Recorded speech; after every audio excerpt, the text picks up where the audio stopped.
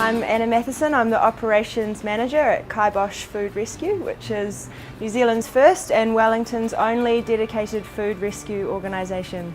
So we take food that's good enough to eat but not good enough to sell from various food retailers in Wellington and redistribute that to the charities and agencies who provide service to Wellington's most vulnerable members of our community.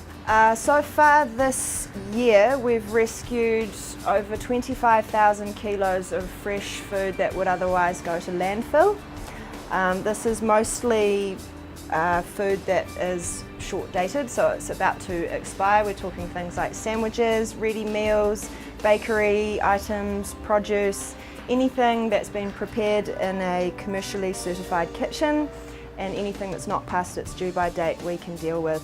So we're targeting perishable stuff, so it's different to what a food bank would usually receive. Well, we're a registered charity and we're a not-for-profit organisation, so a lot of our money comes from contestable funding, which means that we can only use that for operational costs and not necessarily purchasing things like fixed assets and tangible goods. In the past we've fundraised nearly $14,000 to purchase a chiller truck, which has been fantastic. It means that we no longer need to rely on volunteers or couriers to rescue the food for us. So we can now have a part-time driver cruising around, picking up food from retailers and then bringing it back to our headquarters where it's sorted by volunteers and then picked up by charities the next day.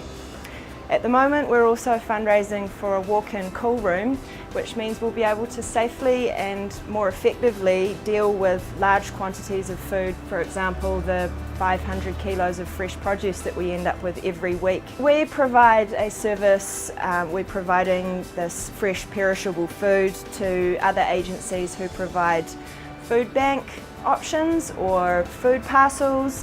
They might have social workers who go and do a home visit to families. We also support places like the night shelter and catacombs.